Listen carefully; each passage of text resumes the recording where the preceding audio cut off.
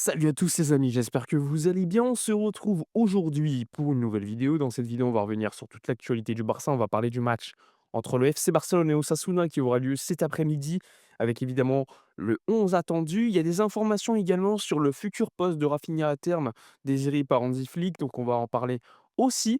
Et de manière un peu plus générale, on va parler aussi d'Araujo parce qu'il y a eu une nouvelle information. On va parler de tout ce qui se passe autour du club. Donc installez-vous tranquillement. Mettez un petit like à la vidéo, n'hésitez pas à me régaler, ça fait toujours plaisir. Avant de commencer, petit instant, promotion, profitez de mon partenaire maillot, c'est bientôt les fêtes. Vous pouvez avoir des maillots gratuits, donc faites-vous plaisir. Il y a des maillots répliques, des maillots vintage, des écharpes, des t-shirts, des casquettes, il y a vraiment de tout.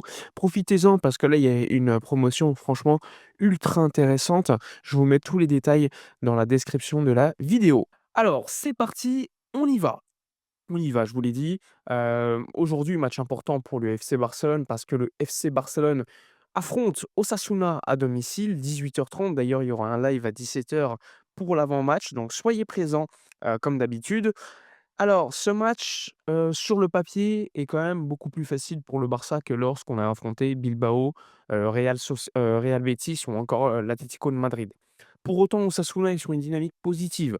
Bon, vous allez me dire, ils ont joué des matchs de coupe un peu faciles, certes, mais ça reste une, dynamique positive pour l'équipe, d'Osasuna qui forcément est mal classé en championnat. Je crois qu'ils sont 15e de Liga, le Barça est premier.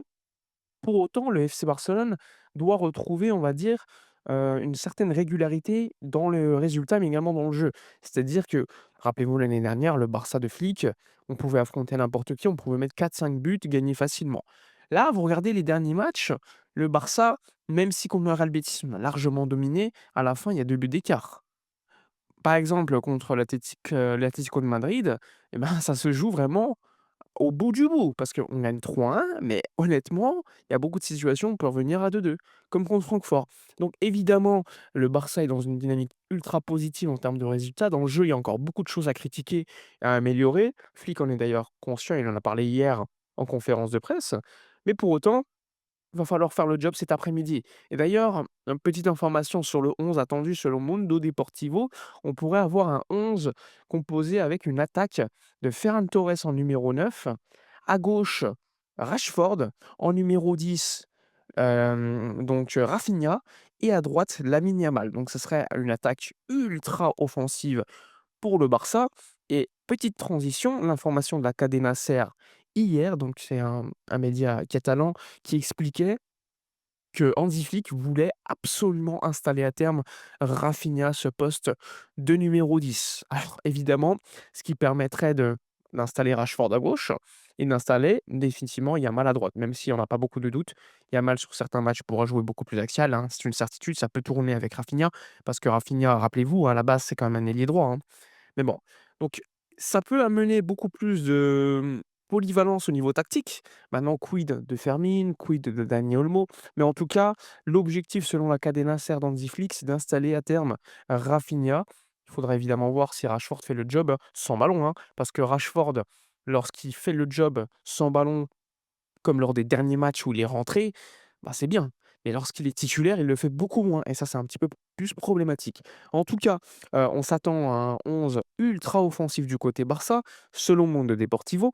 Il faudra voir évidemment si Lewandowski joue, titulaire. Il est dans une dynamique ultra négative, hein, Lewandowski, hein.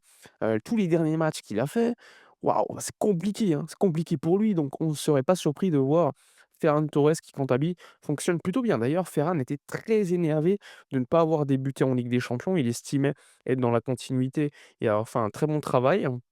Et pour autant, il avait été mis sur le banc contre Francfort. C'était Lewandowski qui avait été préféré. Et Ferran, lorsqu'il était rentré au bout de 5 minutes, il avait déjà fait beaucoup plus que Lewandowski. Mais encore une fois, tu as un Ferran qui rentre en jeu, tu as un Ferran titulaire.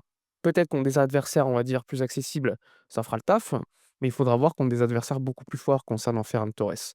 En tout cas, c'est le 11 un petit peu l'attaque attendue concernant la défense. Gérard Martin étant de retour et n'ayant loupé qu'une séance d'entraînement, il devrait être titularisé. Maintenant, il faudra voir si Koundé sera titulaire plutôt que Eric Garcia, si on aura un nouveau milieu de terrain, Pedri, Frenkie de Jong, ou si Eric Garcia, dans la continuité de ce qu'on voit, sera titulaire. D'ailleurs, hier, Hansi Flick a été interrogé.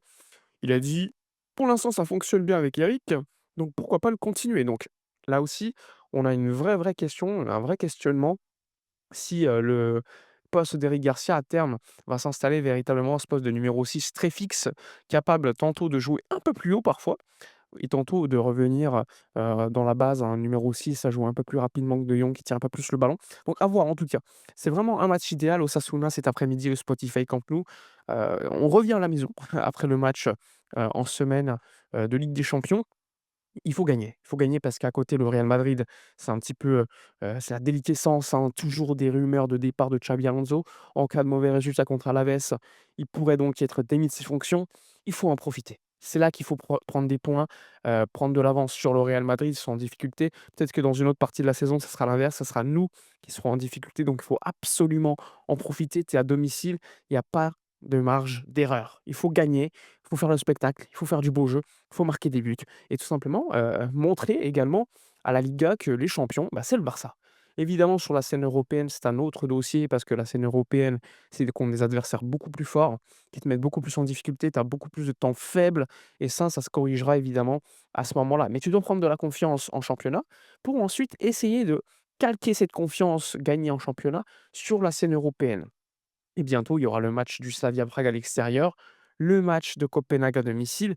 Tous des matchs sur le papier faciles, même si Copenhague a gagné contre Villarreal à l'extérieur, il faudra faire le job.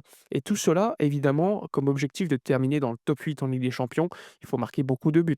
Tout cela, ça peut te donner de la confiance. Pour autant, il y aura toujours cette incertitude dans les gros matchs, parce que cette saison, tu as gagné un seul gros match, c'était en championnat d'Espagne contre l'Atlético. Il y avait également Newcastle, certes, mais c'était quand même un match, on va dire, moins huppé que lorsque tu joues le Real Madrid, lorsque tu joues le Paris Saint-Germain, lorsque tu joues, Chelsea.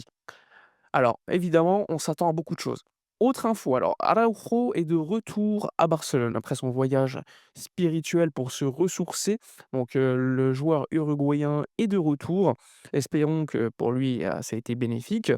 Le Barça, pour l'instant, n'a pas communiqué de date de retour officielle au jeu pour le joueur uruguayen, sachant que c'est une année Coupe du Monde.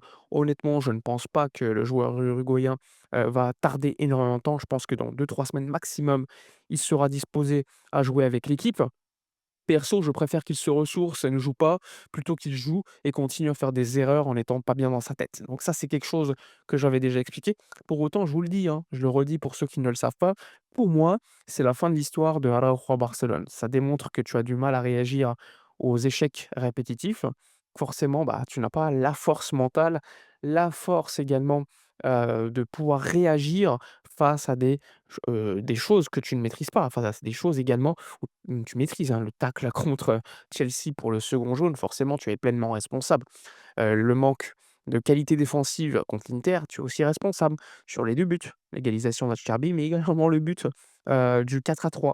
Il y a également, plein de matchs comme ça. Franchement, on va pas se taper, on va pas se refaire tous les matchs, mais il y a trop d'erreurs. Contre le PSG aussi, j'en ai même pas parlé, vous voyez?